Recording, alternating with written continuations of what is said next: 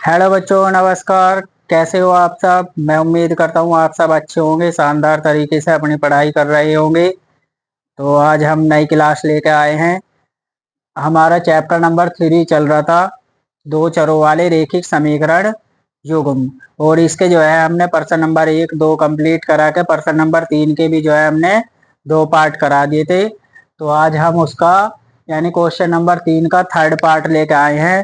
तो यदि आपने इससे पहले वाले पार्ट नहीं देखे तो आप हमारे YouTube चैनल पर जाकर उन्हें देख सकते हैं। और यदि आप नए हो या आपने चैनल सब्सक्राइब नहीं किया है तो कृपया करके चैनल को सब्सक्राइब जरूर करें और क्लास को लाइक शेयर भी जरूर करें। तो चलते हैं आज की क्लास पे। आज की हमारी क्लास है, क्वेश्चन नंबर 3 दे रखा हमारा, 3 का थर्ड पार्ट।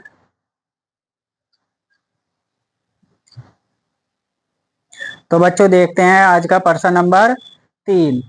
तो क्वेश्चन नंबर 3 का थर्ड पार्ट है हमारा, एक क्रिकेट टीम के कोच ने 7 बल्ले तथा 6 गेंदें रुपए 3800 में खरीदी।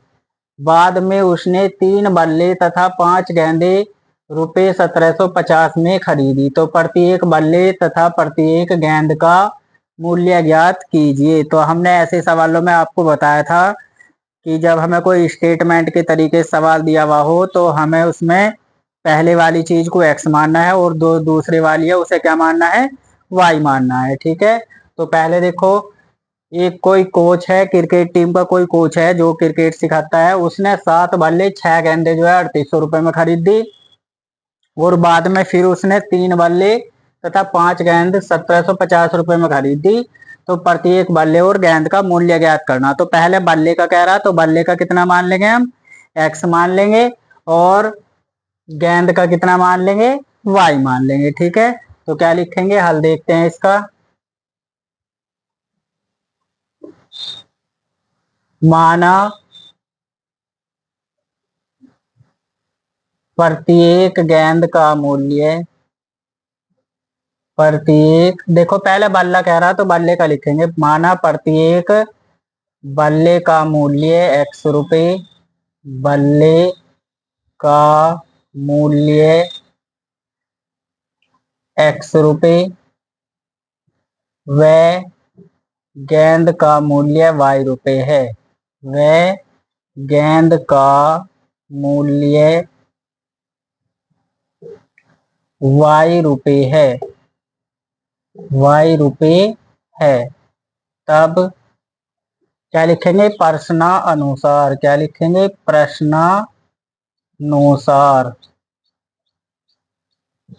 यानी जो भी करेंगे हम पर्सन के अकॉर्डिंग करेंगे। देखो, एक क्रिकेट टीम के कोच ने 7 बल्ले और 6 गेंद खरीदी। तो हमारा एक बल्ले का मूल्य कितना है, एक्स रुपए। तो 7 बल्ले दे रखे तो कितना हो जाएगा, 7 गुना एक्स, बीच में प्लस, क्योंकि टोटल मूल्य हमें दे रखा। तो क्या लिखेंगे, 7 गुना एक्स, क्योंकि 7 बल्ले थे और एक बल्ले का मूल्य हमने कितना माना, एक्स। फिर बीच में प्लस लगाओगे, फिर 6 गेंद का मूल्य पूछ रहा और एक गेंद का हमने कितना माना, वाई। तो कितना हो जाएगा, 6 गुना वाई इज इक्वल टू कितना हो जाएगा हमारा यो, 3800। 7 बल्लों का मूल्य, यानी 7 बल्ले दे रखे उनमें एक बल्ले का मूल्य का मल्टीप्लाई कर देंगे, बीच में प्लस। फिर एक गेंद के मूल्य में 6 गेंद दे रखी है हमें, 6 गेंद का।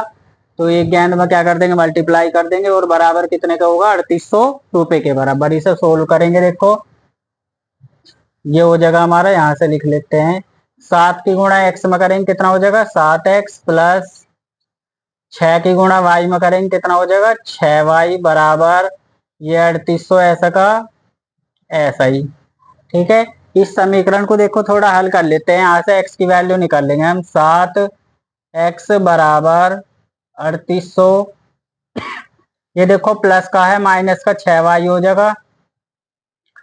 जो प्लस का इधर पक्षांतर कर देंगे, माइनस का 6y हो जाएगा। तो 3800 माइनस 6y। और यहाँ से यदि हम x की वैल्यू निकाल लेंगे तो ये 7 गुना में कहा जाऊंगा, भाग में। तो 3800 माइनस 6y बटे कितना, 7। समीकरण नंबर फर्स्ट। ठीक है, x की वैल्यू हमने निकाल ली। अब हम किसकी निकालेंगे, यानी जो दूसरी समीकरण हमें दे रखी, क्या लिखेंगे, पुनः प्रश्नानुसार,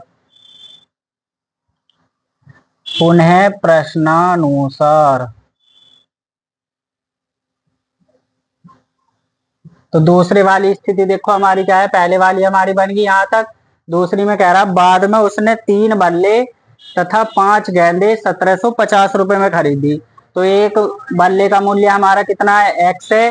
तो 3 बल्लों का कितना हो जाएगा, 3x। 3 बल्लों का कितना हो जाएगा, 3x। और एक गेंद का मूल्य हमारा y है। तो 5 गेंद का मूल्य कितना हो जाएगा, 5y। कितना हो जाएगा, 5y। और बराबर कितना दे रखा हमें, 1750। ठीक है, देखो दोबारा देखते हैं। 3 बल्ले, तो एक बल्ले का मूल्य x है, 3 में गुना कर देंगे तो 3 बल्लों का निकल जाएगा, बीच में प्लस लगाओगे क्योंकि टोटल वैल्यू दे रखी है हमें यो। 5 गेंद का मूल्य, एक गेंद का मूल्य y है, तो 5 का निकाल लेंगे, 5y बराबर 1750। तो समीकरण फर्स्ट से हमने देखो x की वैल्यू निकाल रखी। समीकरण इसे मान लियो 2, ये समीकरण नंबर 2 हो जाएगी। तो समीकरण फर्स्ट से x का मान रखने पर, समीकरण फर्स्ट से x का मान रखने पर, देखो जब समीकरण फर्स्ट से x की वैल्यू हम इसमें रखेंगे तो कितना आएगा, x 3 ऐसा का ऐसा ही, x का मान हमारा कितना 3800 माइनस का 6y और बटे कितना हमारा 7, बटे कितना हमारा 7। ध्यान से देखेंगे फिर देखो, 3 ऐसा का ऐसी, x का मान है हमारा 3800 माइनस 6y और बटे में 7 रख दिया हमने, इसका मान उठा कर रख दिया x का। और जो प्लस का ऐसा का ऐसी, ये 5y भी ऐसा का ऐसी, और बराबर कितना दे रखा हमें 1750। ठीक है, अब इसे सोल्व कर लेंगे। देखो 38 की इसमें मल्टीप्लाई करेंगे, यानी 3 की गुणा इन दोनों में होगी, तो 3 की करेंगे 3 0 0, फिर 3 की 0 में करेंगे 3 0 0, फिर 3 की 8 में करेंगे 3 अट्ठे 24 को 4 का हासिल 2, फिर 3 तिया 9 2 11, फिर 3 की इसमें करेंगे, देखो कितना आ जाएगा, 3 छंग 18 भाई। ठीक है, और इसके बटे 1 मान लेंगे, इसके बटे 1 मान लेंगे, 7 का 1 का एलसीएम लेंगे, कितना होगा हमारा 7 का 1 का एलसीएम 7 ही आ जाएगा, और 1 की इसमें मल्टीप्लाई करेंगे, यही संख्या प्राप्त होगी हमें। देखो दोबारा देखते हैं, 7 का 1 का एलसीएम 7 ही होगा, और 1 की गुणा इस संख्या में करेंगे तो यही संख्या होगी हमारी।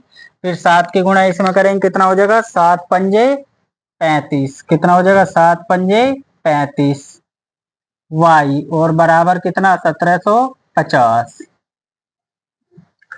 आई समझ में, दोबारा देख लो। 7, 1 का एलसीएम 7 हो जाएगा, 1 की इसमें गुणा करेंगे यही संख्या आएगी, और 7 की गुणा 5 में करेंगे 7 पंजे 35, क्योंकि 3 की गुणा करती तो ये संख्या आई थी। और 1750 ऐसा कैसी, इसके बटे 1 मान लेंगे। अब इसे सोल्व करो, देखो 35 में से 18 गए, कितने बचेंगे, ये 11,400 ऐसा का ऐसी, प्लस का 35 में से 18 गए, कितने बचे 17y।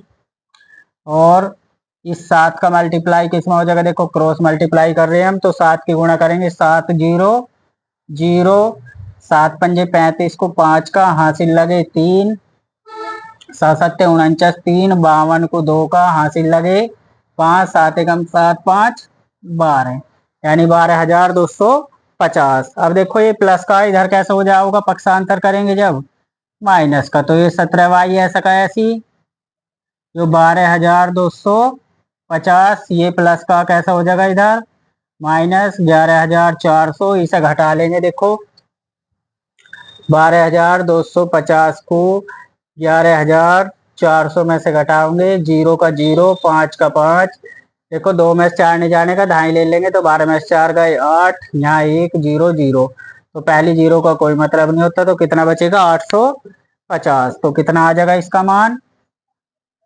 17y is equal to 850। और y की वैल्यू निकाल लेंगे, योग गुना में है, कहाँ चला जाएगा भाग में, तो बटे कितना 17, 17 से काटेंगे 17 पंजे 85, यानी 17 से 85 डिवाइड हो जाएगा, और हमारा बचेगा कितना